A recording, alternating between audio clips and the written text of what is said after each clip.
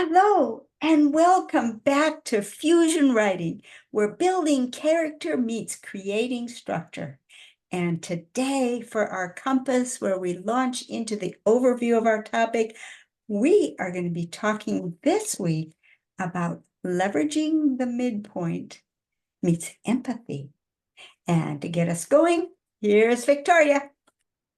Hello, Lilligans, anti-novelists, fellow authors, friends, and curious onlookers. Our little group is growing, which is really exciting. We've got people coming in and sharing writing. So if you're not over in LiLLiPub, you better hightail it over there and join us because we've got some fun stuff coming. So for today's quick overview of where we're headed this week, I just want to bring things up to a higher level.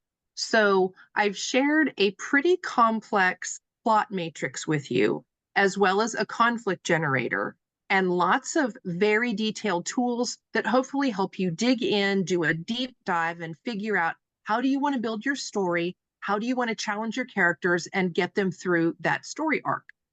With all of that said, for this week, I just want to take a little bit of a higher level view in case you're marooned at any point in the process and you're thinking, how am I ever going to meet all of these plot points, all of these plot beats, all of this character development, et cetera, et cetera. It can get overwhelming really quickly. So tomorrow, what we're going to look at is we're going to break it down to our plot cheat sheet, which is just our 8 basic points. And we're going to do something a little crazy in the vein of James Scott Bell. I have to give him a shout out for his book, Writing Your Story from the Middle.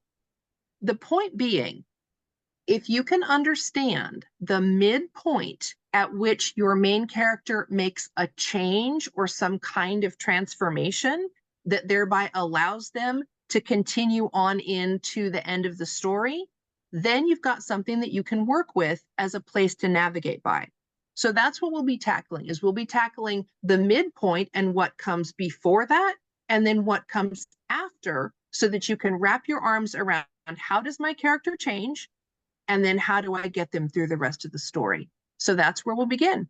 With that quick overview, I will turn it over to my esteemed colleague, Kathleen, to launch us into her character trait. Thank you so much, Victoria, and thank you for the special greetings to all of the different people who are here. Of course, we're having a wonderful time over in Lilligania land at LiLLiPub.org, and we're having a wonderful Zoom calls on Saturday, so stop on by. They're getting to be very well attended with some great submissions for us to discuss. But this week, when it comes to the character development, we are on our 4th and final major character group. This week, we're talking about empathy.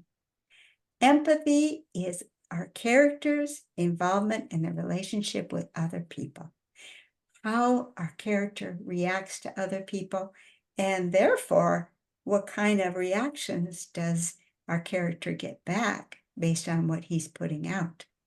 And so as always in the Compass Day, when we're just introducing the topic, it's helpful if we stop and think about situations that perhaps we've been in our relationship with other people, because it's always another challenge of getting along. And there's always this problematic people. How do we navigate them?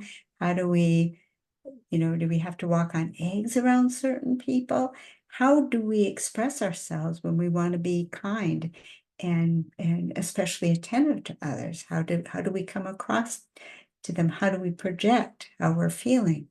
How do we feel about justice?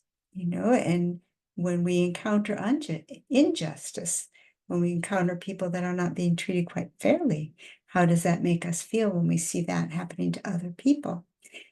So we just want to get in touch with the feelings of what kind of feelings do we have when we are thinking about our relationships to other people. And if you stop by LiLLiPub, you'll have your worksheet for the Compass Day, and these will be some questions to orient yourself with in empathy, in this whole character group. because this is where we want to get in touch with our feelings, because we draw from our own experience and from very empathetic scenes that we've seen, movies that we've watched, literature that we've read that really invokes feelings, so we can begin to put names to these feelings so that we can then reproduce them into our stories. So think about relationships to other people, and we'll dive in a lot deeper tomorrow when we get to our section on the map. So that's it for our compass. Bye-bye. See you tomorrow.